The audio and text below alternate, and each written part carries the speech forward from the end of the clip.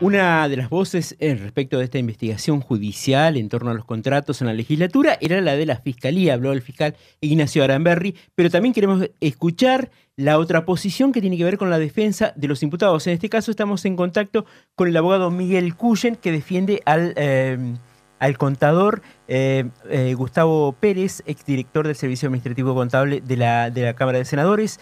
Hoy hubo una audiencia, Pérez fue mandado a prisión.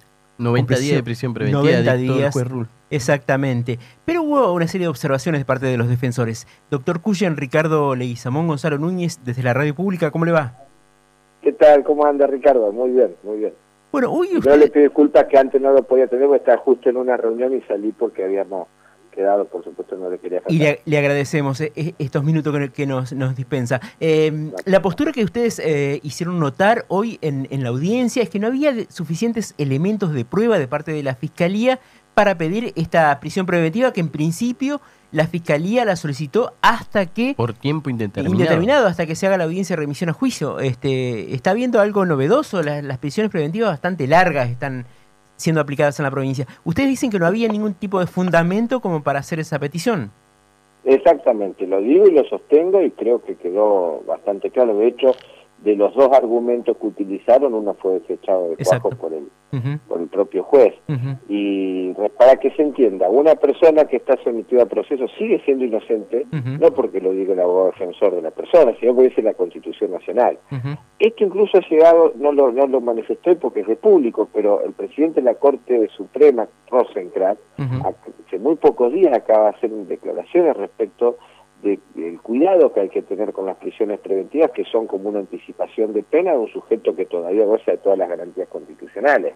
Y el propio Rosati también miembro de la Corte Suprema, en una posición análoga a la de Rosenkrantz, también dijo que hay que tener mucho cuidado con la selectividad para el dictado de las prisiones preventivas a personas que tienen notoriedad pública o que generan un efecto en la sociedad y por ser conocidos se les dicta la prisión preventiva. Ese es un poco el argumento que está sucediendo en la provincia y también ha llamado la atención, no se puede, la gente de la Corte Suprema.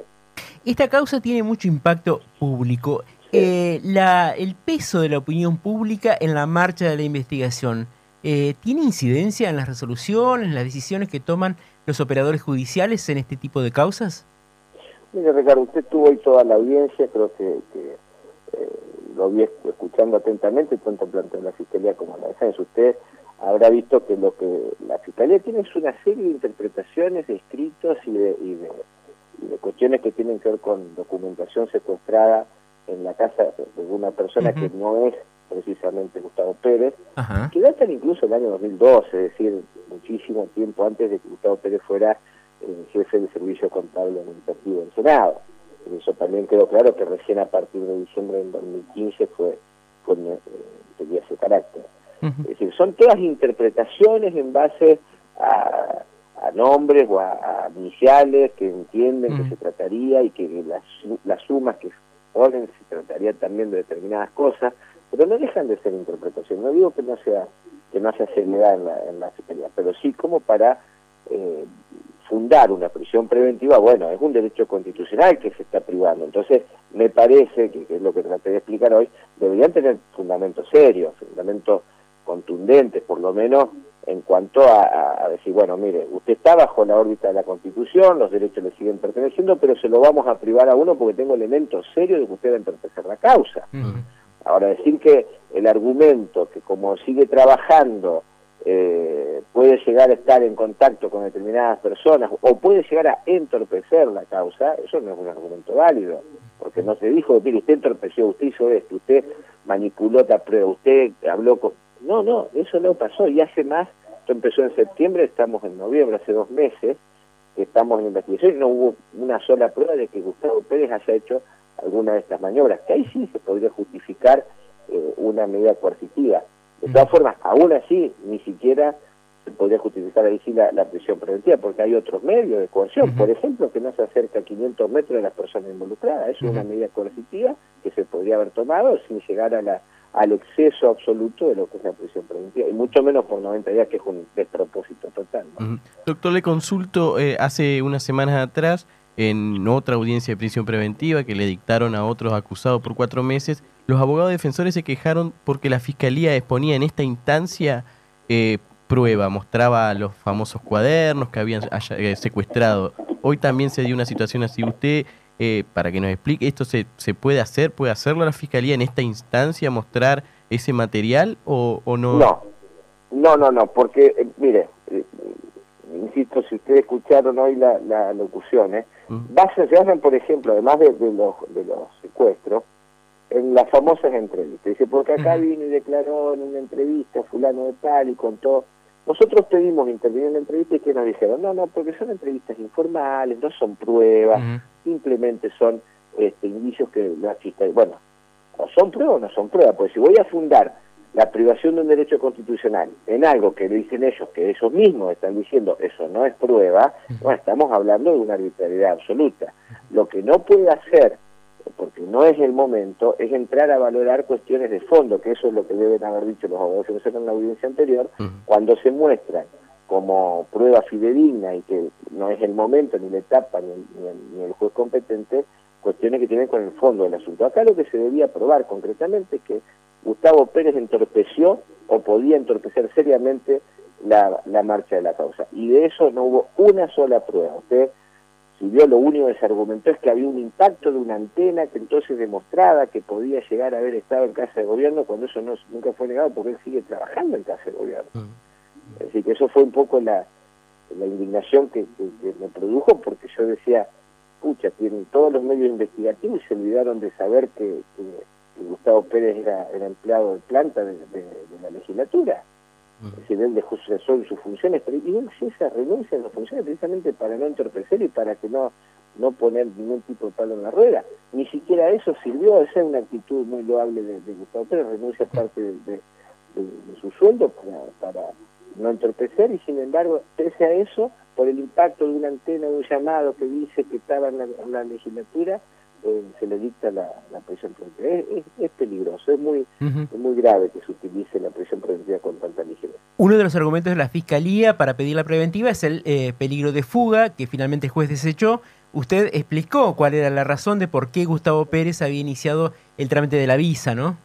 Exacto. Y además de que a ver, vamos a ser claros, si alguien se quiere fugar, no va a pedir visa a Estados Unidos. Y además, si pide visa para Estados Unidos, la forma de eliminar la posibilidad de fuga es hablar a migraciones, que a veces al sujeto no lo dejen pasar y se terminó, por más visa que tenga. Yo ponía el ejemplo, si uno va a Estados Unidos lo hacen entrar descalzo, porque están absolutamente preocupados porque no ingrese ninguna persona que no debe ingresar. Donde hubiese habido la menor alerta de que Gustavo Pérez podía llegar a entrar a Estados Unidos, hubiesen traído directamente de un avión a la unidad penal.